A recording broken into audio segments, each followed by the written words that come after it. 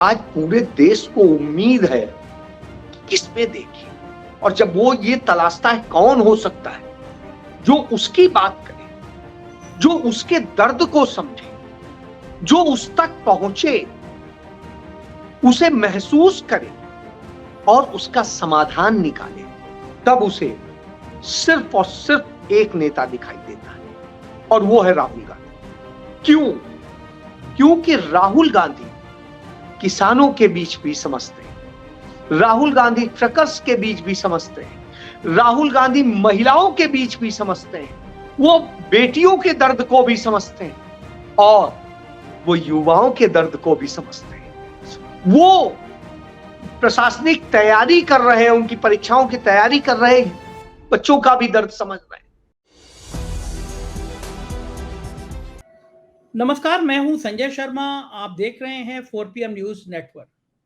कभी कभी जब समय खराब होता है तो चारों तरफ से आपके पास मुसीबतें सामने आने लगती हैं। एक जमाना वो था जब हमारे प्रधानमंत्री जी विदेश आते थे तो पूरा विदेश में एक माहौल लगता था। विदेश के अखबार भी तारीफ करते थे, लोग तारीफ करते थे। और एक जमाना ये है कि अमेरिका जो है, आज फ्रांस में हर जगह विरोध के स्वर उठने लगे हैं। हमारी मीडिया तो गोदी मीडिया हो गई है, वो तो बस उसको साहेब के तारीफ, साहेब की प्रशंसा के अलावा को दिखता नहीं है। चैनल सारे साहेब ने खरीद डाले हैं। अंबानी जी का चैनल दिन भर नफरत की आग उगलता रहता है। लेकिन सोशल मीडिया एक ऐसा प्लेटफॉर्म है जो आपको सच बताता रहता है। आप वहां झूठ बोल नहीं सकते, सच सामने आ जाएगा। तो जो सच सामने आ रहा है उसने साहेब की और भारतीय जनता पार्टी की कब कभी चढ़ा दी है। राहुल गांधी और खड़गे की जोड़ी ने साहेब का तापमान बढ़ा दिया है। पूरी भारतीय जनता पार्टी इस बात से परेशान है, साहेब की नींदें उड़ी हुई हैं कि अगर राहुल गांधी ने अपनी फिर से यात्राएं निकालनी शुरू कर दी तो देश का जनमानस एक बड़े बदलाव की तरफ जाता हुआ नजर आने लगा है। अब तक हिंदू मुसलमान करना बड़ा फेवरेट काम था साहेब की टीम का, लेकिन अब यह भारी पड़ने लगा है। अमेरिका गए साहब, वहां सवाल हुआ, अमेरिका में सवाल हुआ कि भारत में लोकतंत्र खतरे में क्यों है, भारत में मीडिया पे, अल्पसंख्यकों पे सवाल क्यों उठ रहे हैं, परेशान क्यों उठ रहे हैं। मीडिया अल्पसंख्यकों को सवाल पूछने का क्या हक नहीं रह गया है। साहेब परेशान हो गए। उससे कुछ दिन पहले राहुल गांधी गए थे, वो अमेरिका की तारीफें, अमेरिका के अखबारों में राहुल की तारीफें, सोशल मीडिया पर राहुल की तस्वीरें, ये बता रही थी कि राहुल का जादू अब भारत से लेकर और दुनिया के अलग अलग देशों में चलने लगा है। राहुल गांधी साहेब की बिछी बिछाई शतरंज की बिसात ऐसे पलट देंगे, किसी को अंदाजा नहीं था। गोदी मीडिया के एंकरों का बाहर सड़क पे रिपोर्टिंग करना भारी पड़ रहा है। राहुल गांधी भरी प्रेस कॉन्फ्रेंस में सब सामने ले आते हैं, चेहरा ले आते हैं कि आप तो दिखा नहीं सकते, आपको तो साहिब से डर लगता है। एक कानपुर के बहुत बढ़िया सिंगर है संजीवा, मेरे बड़े फेवरेट है। छोटा सा 1-1.5 मिनट का एक गीत गाया उन्होंने, जरा सुनिए, आपको मीडिया की चीजें कुछ समझ में आएंगी। जो सरकार से कभी न सवाल करे, जो सरकार से कभी न सवाल करे, महंगाई की जो न बात करे, जो न दर्द दिखाए गरीबों का, पर हिंदू मुस्लिम दिन रात करे, ऐसे टीवी चैनल को मत देखना, मत देखना, ऐसे टीवी चैनल को मत देखना, मत देखना। ये खबरें तो व्यापार है उनका, ये खबरें तो व्यापार है उनका, पैसा कमाना काम है उनका, माहौल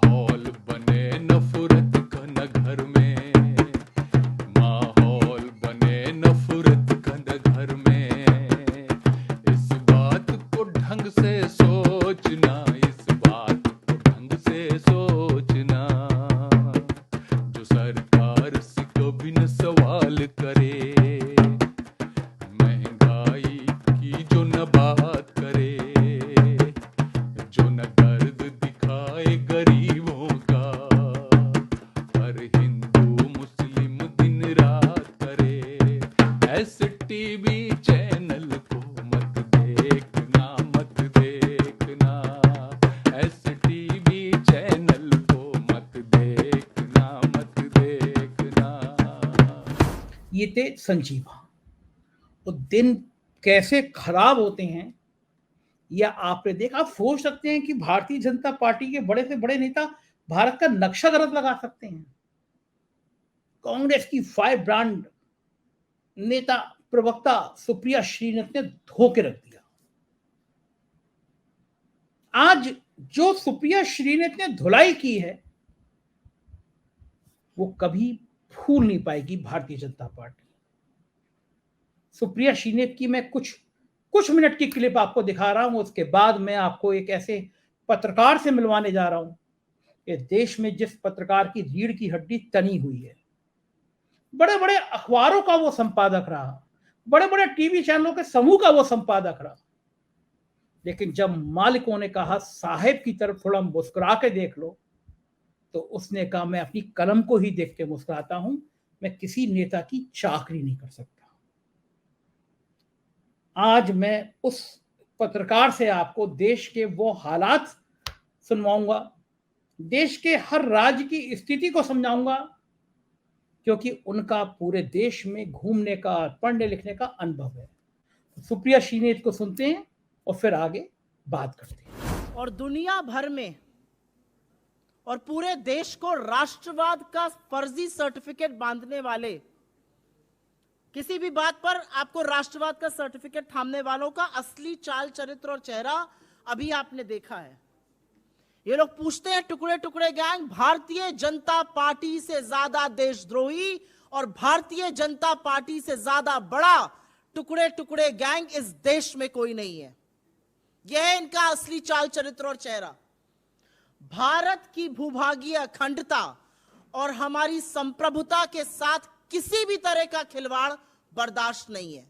आज 1 से 1:30 बजे के बीच में भाजपा की फेक न्यूज फैक्ट्री ने, भारतीय जनता पार्टी के ऑफिशियल अधिकृत हैंडल ने एक वीडियो ट्वीट किया।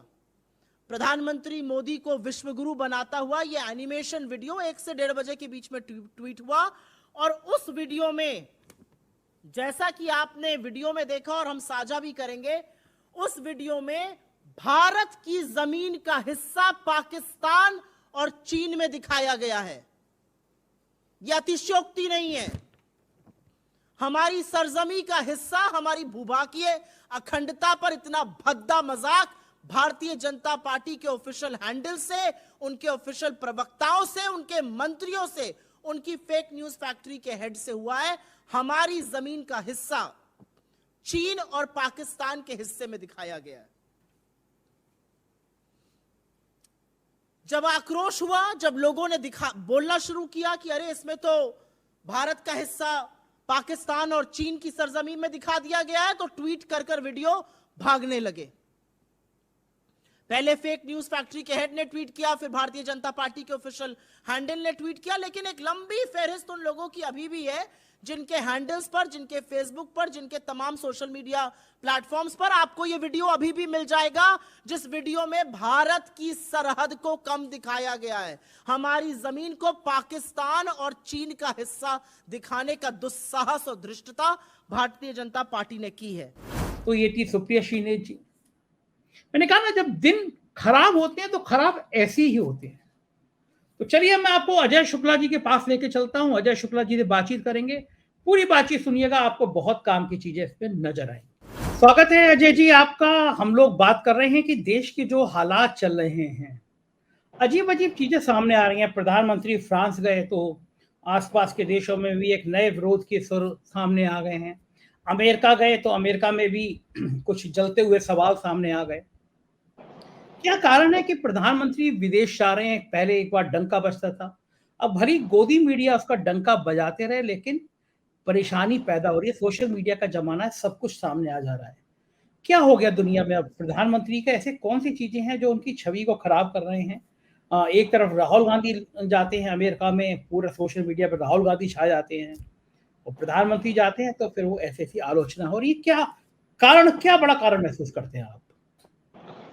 आप संजय जी एक चीज देखिए कि 9 साल की सरकार पूरी कर चुकी है और 9 साल से जब अधिक हो चुका हो तो ये उम्मीद की जाती है कि डिलीवर करेगी। सरकार का हमारे यहाँ टाइम कितना है? 5 साल। अमेरिका में है 4 साल प्रेसिडेंट का। 4 साल में उससे डिलीवरी मांगी जाती है, चौथे साल में वो चुनाव में चला जाता है, यानी 3 साल में ही उसे डिलीवर करना होता है। भारत में 5 साल यानी 4 साल के अंदर डिलीवर करना है। आपको ऐसे डिलीवरी के 2 पूरे सेगमेंट मिल गए और उससे ज्यादा मिल गए। डिलीवरी क्या हुई? हिंदुस्तान पर 160 लाख करोड़ का कर्ज लाद दिया है आपने। कहा है आप बहुत बड़ी आर्थिक महाशक्ति बन गए, कर्ज के बूते। आपकी इकोनॉमी कर्ज पे डिपेंड है। स्थिति ये हो गई है, आने वाली कोई भी सरकार कम से कम 10 साल तक कुछ करने की हालत में नहीं छोड़ेगा। इस हालत में आपने कर दिया तो साहब ये स्थिति है। चलिए छोड़ दीजिए, रोजगार की बात आप ही ने की थी, हमने नहीं कह रहे। 2 करोड़ हर साल की बात की थी हुजूर। 6 करोड़ से अधिक वो लोग हैं जिनकी नौकरियां चली गई। तो 6 करोड़ से अधिक की नौकरियां आपने खा ली। दिए कितने? 1 करोड़ नौकरियां भी नहीं आज तक दी हैं। 18 करोड़ बनती है 9 साल में। तो हुजूर 10 साल में 20 करोड़ नौकरियां देनी थी। 20 करोड़ की बात ही नहीं हम कर रहे हैं। आप भैया वही दे दीजिए जितनी मिल रही थी, वही दे दीजिए कांग्रेस शासन में। तो साहब वो भी आप नहीं दे पा रहे हैं। फिर जो नौकरियां पक्की मिलती थी उनकी बजाय आप कॉन्ट्रैक्ट पे भर्ती करके और उसे गिना रहे हैं अपनी उपलब्धि में। तो कॉन्ट्रैक्ट की भर्तियों को यदि पक्की नौकरियों से तुलना कर रहे हैं तो सब समझा जा सकता है। आपने तमाम दावे किए थे। महंगाई की स्थिति क्या कहते थे खुद प्रधानमंत्री, पिछले प्रधानमंत्री के लिए महंगाई का मां बोलने को तैयार नहीं है। आप कौन सा बोल रहे हैं? आप ना तो महंगाई का मां बोल रहे हैं ना मणिपुर का मां बोल रहे हैं। तो आपकी स्थिति ये है। फिर आ जाइए, आप कहते आप चीन का चा नहीं बोल पा रहे हैं।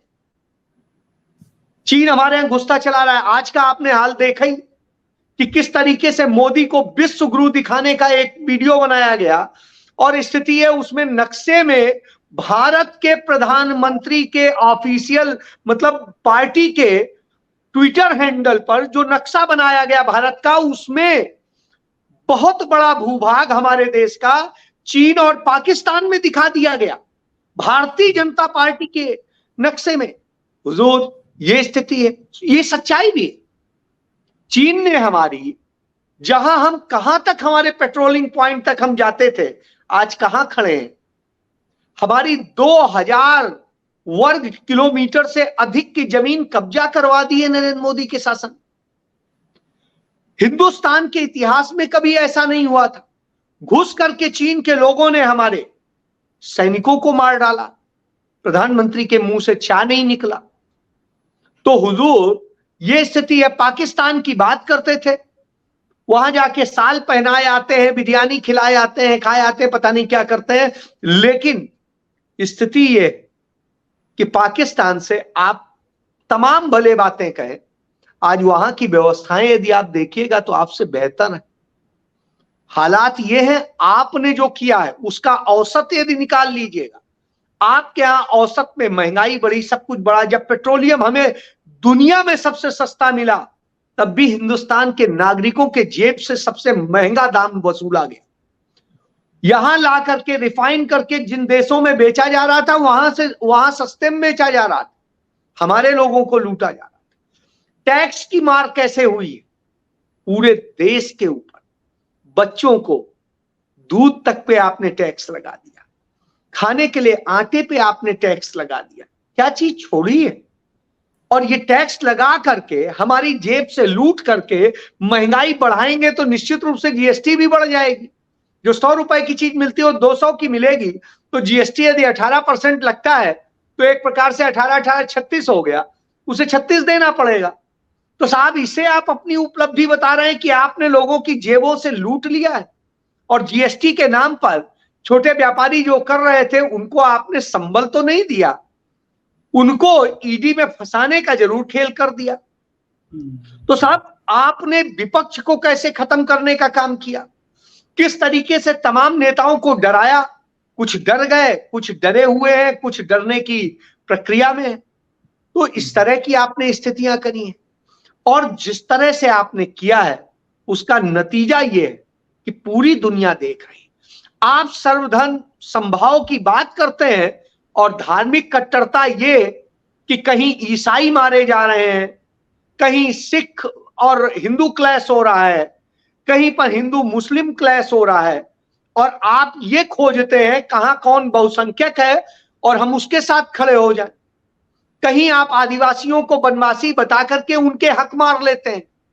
तो साहब ये स्थिति है, और जब ये स्थिति हो तो दुनिया तो देख रही है। हिंदुस्तान का मीडिया आपका चरण चुंबक बन जाए कोई फर्क नहीं पड़ता है, लेकिन दुनिया का मीडिया तो देखता है।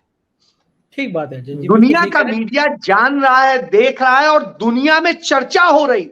यही वजह है प्रधानमंत्री जिस देश में जाते हैं उस देश के तमाम सिविल सोसाइटीज, तमाम जिम्मेदार लोग उनका विरोध करते हैं। तो यह स्थिति है जी। बिल्कुल बिल्कुल ठीक है अजय जी, लेकिन एक बात समझ में नहीं आ रही, इस दौर में जब पता है कि 9-10 महीने बाद चुनाव हैं, सरकार आएगी या नहीं आएगी अभी किसी को अंदाजा नहीं है।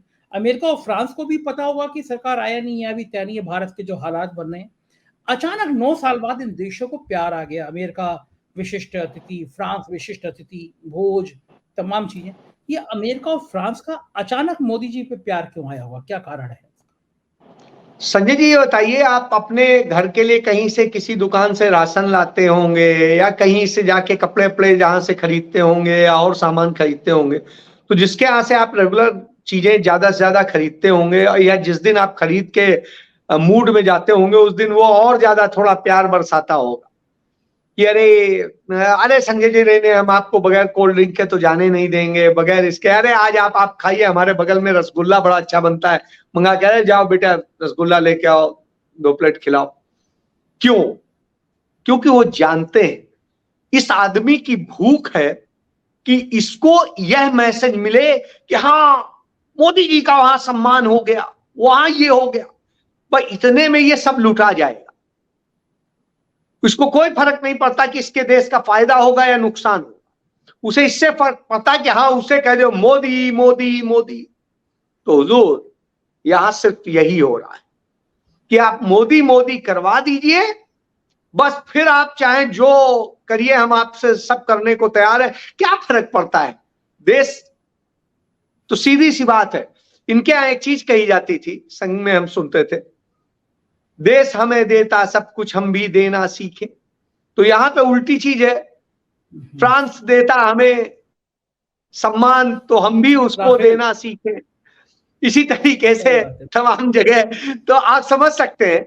तो इस तरह की चीजें हो तो आप दे दीजिए, क्या जा रहा है, अरे कौन अपनी जेब से जा रहा है। यहाँ के मूर्ख जनता जो इस बात से कि हिंदू मुस्लिम से खुश है, जो हिंदू ईसाई से खुश है, जो सिख हिंदू से खुश है, ये लड़वा के ही खुश है। तो जब इससे खुश है तो साहब दे दीजिए, वो तो वोट दे ही जाएगा इस बात पे कि हिंदू हृदय सम्राट। हाँ, सब ये स्थिति जी, आ रहे हैं मोदी जी। अच्छा जी, 9-10 महीने चुनाव के हैं, अब तक लगता था कि 1 साल पहले तक कि मोदी जी के मुकाबले कोई नहीं, लेकिन राहुल गांधी की जिस तरह भारत जोड़ो यात्रा के बाद एक स्वीकार्यता बढ़ी है, छोटी छोटी यात्राएं शुरू कर रहे हैं, उत्तराखंड में शुरू करेंगे वो, और हिमाचल में भी शुरू कर सकते हैं। तो ये जो राहुल गांधी का बढ़ता हुआ कद है, क्या ये बीजेपी को, मोदी जी को परेशान कर सकता है? कितना परेशान कर सकता है? स्वाभाविक सी बात है। आप एक चीज समझिए, आज पूरे देश को उम्मीद है किस पे देखे, और जब वो ये तलाशता है कौन हो सकता है जो उसकी बात करे, जो उसके दर्द को समझे, जो उस तक पहुंचे, उसे महसूस करे और उसका समाधान निकाले, तब उसे सिर्फ और सिर्फ एक नेता दिखाई देता है, और वो है राहुल गांधी। क्यों? क्योंकि राहुल गांधी किसानों के बीच भी समझते हैं, राहुल गांधी ट्रकर्स के बीच भी समझते हैं, राहुल गांधी महिलाओं के बीच भी समझते हैं, वो बेटियों के दर्द को भी समझते हैं और वो युवाओं के दर्द को भी समझते हैं। वो प्रशासनिक तैयारी कर रहे हैं, उनकी परीक्षाओं की तैयारी कर रहे बच्चों का भी दर्द समझ रहे हैं। तो आप समझिए, जो मैकेनिक का भी दर्द समझे, कल्पना करिए जो आ करके कल के दिन संजय शर्मा से कहे कि हाँ, आपके जो अल्टरनेट मीडिया की क्या तकलीफ है। मैं एक घटना का जिक्र करना चाहूंगा। मुझे याद है, भारत जोड़ो यात्रा चल रही थी, अंबाला के पास पहुंचने वाली थी, कुरुक्षेत्र से अंबाला के बीच में एक जगह एक ढाबे पे रुकने का दिन था, सोमवार का दिन था। तो सोमवार के दिन वो महिलाओं के साथ रूबरू होते थे। मेरी पत्नी भी गई हुई थी, तो इत्तेफाक से उनके साथ में बैठ के उनकी चाय पर चर्चा हुई। और कोई ऐसा नहीं कि प्रायोजित था, अचानक एकदम से प्लान बना। तो जो वहां पे महिलाएं साथ थी, उन्हीं में से कुछ महिलाएं जो है बैठा, तो आप क्या करती हैं, आप क्या करती हैं। और बड़ी छोटी सी झोपड़ी जैसा, मतलब जिसे ढाबा भी नहीं कह सकते, झोपड़ी जैसी चाय की दुकान थी। सब चाय पीते हुए उन्होंने पूछा, आप क्या करते हैं, करते हैं। तो वाइफ ने मेरी बताया कि हम ऐसे यूट्यूब चलाते हैं, एक न्यूज़पेपर हमने रजिस्टर कराया है, उसकी प्रक्रिया चल रही है, तो बाकी अभी उसका निकाल रहे हैं एडिशन। उन्होंने दिखाया भी, तो उन्होंने कहा अच्छा, तो उनका तो इसमें भी पैसा लगता है। तो उनका जी हाँ लगता है। तो उनका इसको कैसे करेंगे, कहा अभी तो घर से कर रहे हैं, फिर देखेंगे कैसे क्या करना है, तो इसके बारे में सोच रहे हैं। तो उनका अच्छा, तो फिर बहुत सारी चीजें, तो आप किस तरह की खबरें लेते हैं, क्या करते हैं, कैसे। तो उन्होंने कहा कि जो सामयिक हैं, जो जनता से जुड़ी बातें हैं, उन्हीं को हम वो करते हैं। तो उन्होंने कहा मोदी जी या उनकी प्रशंसा में करिए तो कुछ पैसे मिल जाएंगे। तो कम से कम आपका घर चलाने की स्थिति हो सकती है, उसके लिए संपर्क करिए आप। तो वाइफ ने कहा नहीं, मैं चाहती हूँ कि पैसे से ज्यादा मेरे लिए अहमियत रखता है, इसलिए मैं इसको कर रही हूँ। तो उन्होंने बड़ी चीजें, फिर उसके बाद उन्होंने कहा कि देखिए ऐसे कर सकते हैं, इसमें ये कर सकते हैं, चीजें आप समझ सकते हैं, कर सकते हैं।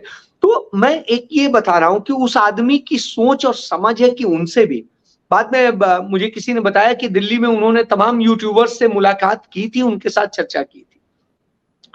तो इस तरह की स्थितियां कि अगला आदमी एक एक चीज को समझना चाहता है, उसे बताना चाहता है, उसका समाधान निकालना चाहता है। तो ये बड़ी चीज है।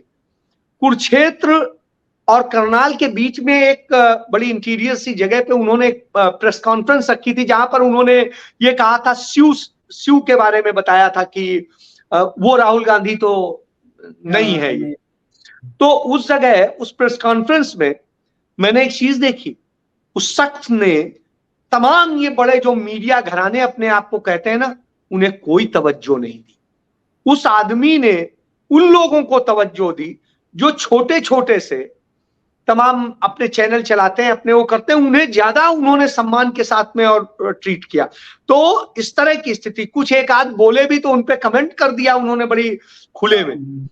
तो मैं बताऊं, हरियाणा के जो मीडिया देख रहे थे, वो कहते हैं अरे ये तो हमारा भी नाराज करके चले जाएंगे, ये करके, मतलब वो डर रहे थे, लेकिन राहुल गांधी नहीं डर रहे। तो आप इससे समझ सकते हैं वो आदमी कितना हर व्यक्ति के निजी तौर पे समझने की कोशिश करता है, उसमें कैसे समाधान दिया जा सकता है, कैसे उसे रोजगार में बदला जा सकता है, इस चीज को लेके वो सोचता है। वो उसका मानना है कि व्यक्ति जो भी काम कर रहा है, जरूरी नहीं है यही काम करे, उसी काम में वो कैसे पैसा कमाए, इसके बारे में भी सोचना और करने की जरूरत है। जी, बिल्कुल ठीक बात है। आखिरी सवाल अजय जी, कौन कौन से राज्य ऐसे हैं जो मोदी जी को परेशान कर रहे हैं, या इन राज्यों से मोदी जी के त्योहार आने की संभावना खत्म होती दिख रही है? सर मैं जम्मू कश्मीर से ही शुरू करता हूं, ऊपर से नीचे ही चल लेते हैं। तो सब जम्मू कश्मीर में भाजपा की स्थिति लगभग ये आप समझ लीजिए 25% रह गई है, तो इस हालत में है। इसके बाद आइए पंजाब में, ये जितनी सीट थी उतनी भी आ जाए ना तो इनके लिए बड़ी बात होगी, कैप्टन अमरिंदर सिंह को मिला के कह रहा हूं। तो ये स्थिति है। लोकसभा की बात कर रहे हैं? लोकसभा की ही बात कर रहा हूं मैं, विधानसभा की बात नहीं कर रहा। तो साहब ये स्थिति है। इसके बाद आइए हरियाणा में ये मिनिमम 50% पे आ जाएंगे। 50% भी आ जाए तो बहुत अच्छा है, नहीं तो मैं तो जो रेशियो मान के चल रहा हूं वो 60-40 का मान के चल रहा हूं। बहरहाल तो ये स्थिति है।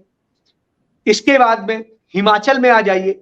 हिमाचल में 4 सीटें हैं, 50-50 हो सकता है, क्योंकि हिमाचल में 2 तरह से बढ़ता है। एक जो पंजाबी हिमाचल है जिसे कहते हैं नीचे का हिमाचल, एक ऊंचे का हिमाचल। जो कठिन और दुर्गम जीवन जीते हैं वो लोग तो कांग्रेस को सपोर्ट करते हैं। जो सुविधा भोगी और तमाम तरह की चीजों से जुड़े हुए लोग हैं उन्हें मोदी जी की जरूरत होती है, क्योंकि ईडी वीडी से उन्हें डर लगता है, तो इसलिए उस तरह के लोग हैं तो उधर पे हो सकता है। तो ये स्थिति हो सकती है। तो ये है। इसके बाद आ जाइए आप उत्तराखंड की बात कर लीजिए। उत्तराखंड में भी आप ये मान के चलिए 50% सीटें इस बार जो है 50 से 60% सीटें कांग्रेस ले जा रही है। इसके बाद आइए आप दिल्ली में। दिल्ली में जो संघर्ष है मेन तौर पे कांग्रेस, भाजपा और आप में ही होगा। इस बार स्ट्रांगली होगा। और इस बार स्थितियां ये हैं कि मुझे लगता है कि कांग्रेस को सीट इस बार वहां पे आनी चाहिए लोकसभा। तो एक चीज ये है। इसके बाद आइए राजस्थान में एक कड़ी लड़ाई है, कड़ा मुकाबला है। पिछली बार स्थिति बहुत खराब थी। इस बार मुझे लगता है कि स्थितियों में बदलाव है और उसका असर दिखना चाहिए और इसमें एक बड़ा बदलाव आना चाहिए। इसके बाद में आइए मध्य प्रदेश में इनकी स्थिति बदतर हो चुकी है, 60-40 का रेशियो होगा, तो ये आप जान लीजिए। इसके बाद मैं बात कर लेता हूं छत्तीसगढ़ की। छत्तीसगढ़ में भी स्थिति है, 60-40 का रेशियो आने की उम्मीद है। इसके बाद आगे बढ़ जाइए मध्य प्रदेश महाराष्ट्र की बात करिए। महाराष्ट्र में स्थिति यह है कि इस समय जो ये महाआघाड़ी गठबंधन है ये बहुत बड़े मार्जिन से आने वाला है और वो इनको एक कहीं ना कहीं पूरी तरीके से समेट के रख देगा, मुझे ये लगता है। इसके बाद में बगल में आ जाइए तेलंगाना में। तेलंगाना में कांग्रेस बहुत बेहतरीन करने जा रही है, शायद वैसे ही करने जा रही जैसे कर्नाटक में किया उसने, तो आप उसके लिए आप तैयार हो जाइए। आंध्र में भी स्थिति बहुत बदली हुई है। इस बार कांग्रेस वहां बहुत अच्छा इंक्रीज करेगी। ये मैं कह दूं कि वो मार्जिन पे आ जाएगी ऐसा नहीं है, लेकिन अच्छा कर जाएगी इस बार, तो एक ये उम्मीद है। इसके बाद में कर्नाटक में 100% जो है बहुत अच्छी है उसकी स्थिति है। पौंचेरी में कांग्रेस की बहुत अच्छी स्थिति है, तो ये स्थिति है। वहां पर उनका गठबंधन है डीएमके के साथ में, वो गठबंधन बहुत अच्छा जो है नतीजे देने जा रहा है। वहां पर ये पूरी मशक्कत किए हुए हैं। बंगाल में इस बार त्रिकोणी मुकाबला होने की उम्मीद और जो तमाम सारी जगह स्थितियां थी इस बार बदली हुई स्थितियां हैं। जो उनसे नाराज है, मैं उत्तर प्रदेश में बाद में आता हूं, उसके पहले उड़ीसा में भी इस बार कांग्रेस पहले से अच्छा करेगी, लेकिन बहुत बड़ा कर जाएगी मैं नहीं मानता हूं। इसके बाद में बिहार में ये गठबंधन बहुत अच्छा करने जा रहा है, इस बात को आप समझिए। छत्तीसगढ़ में ये गठबंधन बहुत अच्छा करने जा रहा है, इसमें कहीं कोई दो राय नहीं। इसके बाद आप आगे आइए अब उत्तर प्रदेश की तरफ। उत्तर प्रदेश में मैं ये मानता हूं कि कांग्रेस में बहुत अच्छा सुधार होगा जो स्थिति है, लेकिन मैं इसे ये नहीं मानता हूं कि बहुत बड़ा बदलाव कर देगा, लेकिन अच्छा सुधार होगा। उत्तर प्रदेश में बीजेपी पिछली बार से बेहतर नजर आ रही है आपको, पिछली बार से कम नजर आ रही है? नहीं, मुझे नहीं नजर आ रही, पिछली बार से बेहतर नजर नहीं आ रही। तो अगर पिछली बार से बेहतर नजर आ रही है, अगर से कम होती है तो फिर किसको फायदा होगा, मायावती को या अखिलेश को? नहीं, देखिए सबसे बड़ा फायदा कांग्रेस को होगा। इस जगह मायावती और अखिलेश दोनों को कुछ जगह पे नुकसान है, लेकिन कुछ जगह पे अखिलेश अच्छा करेंगे। मायावती की स्थिति लगातार खराब हुई है। मायावती से उत्तर प्रदेश में अगर समाजवादी पार्टी और कांग्रेस का अलायंस होता है तो क्या नजर आ रहा है आपको? तो निश्चित रूप से बहुत बड़ा मार्जिन आएगा, ये आप समझिए, बहुत बड़ा मार्जिन आएगा। कितनी सीटें जीत सकता है ये गठबंधन? मैं ये मतलब आप समझ लीजिए कि 80 में 50-50 का रेशियो तो हो ही जाएगा, जिस तरह से भाजपा मजबूत है उस स्थिति में। इसके बाद में तो ये स्थिति है। इसके बाद में आप आ जाइए गुजरात में। गुजरात में भी इस बार भारतीय जनता पार्टी ने जितना बेहतरीन किया था उससे डाउन जाएगा, लेकिन बहुत बुरा नहीं होगा, उनकी स्थिति वहां ठीक ही रहेगी। तो ये स्थिति है। गोवा में भी 50-50 का रेशियो होने की उम्मीद है। तो कमोबेश जो स्टेट्स आपने देखे, असम में हिंदू मुस्लिम वाला जो, आप साहब को डरा रहे हैं। हमारे साहब फ्रांस से लौट के आके क्या चाह रहे हैं? आपकी बातें सुन के डर जाएं वो? नहीं, डरने की जरूरत नहीं है। और नॉर्थ ईस्ट में भी आप देखिएगा, नॉर्थ ईस्ट में भी स्थितियां बदली हुई और बहुत बड़ा मैसेज गया है। एक राज जल रहा है पूरा मणिपुर में, कोई आप एक चीज समझ लीजिए, सामान्य तौर पे आदिवासियों का वोट कांग्रेस को मिलने जा रहा है पूरे देश में, दलितों का वोट कांग्रेस को मिलने जा रहा है देश भर में, और उसके बाद में कांग्रेस को अल्पसंख्यकों का वोट मिलने जा रहा है पूरे देश में। तो आप इन तीन का वोट परसेंटेज पूरे हिंदुस्तान का जोड़ लीजिए कि मेजॉरिटी यदि मिलता है, मैं नहीं कहता हूं 100% मिल रहा है, लेकिन 60% भी मिल रहा है, तो आप जोड़ लीजिए क्या रेशियो बनता है। और इसके बाद में जो कांग्रेस का ट्रेडिशनल वोट है, वो सबसे बुरे दिनों में भी कांग्रेस का 12 करोड़ खड़ा था। तो आप कल्पना कर सकते हैं कि क्या स्थिति है। तो ऐसी स्थिति में अजय जी, ऐसी स्थिति में मोदी जी का डरना स्वाभाविक है। और यही डर है कि कभी फ्रांस में जाके कि हमें सम्मान दे दो, कभी अमेरिका में जाके उनका कबाड़ खरीदने के नाम पे व्हाइट हाउस पे अतिथि बन जाओ। तो साहब ये स्थितियां हैं जी। अजय जी, अगर आपकी बातें बता रही हैं कि मोदी जी तो फिर दोबारा नहीं आ रहे, मोदी जी नहीं आए तो फिर हमारे सुधीर चौधरी और रूपका लियाकत जैसे, अमन चोपड़ा जैसे और सुशांत सिन्हा जैसे लोग, ये पत्रकार क्या करेंगे? सर, बिना पेंदी का लोटा होता है ना, उखट से दूसरी तरफ खिसकने की कोशिश करता है।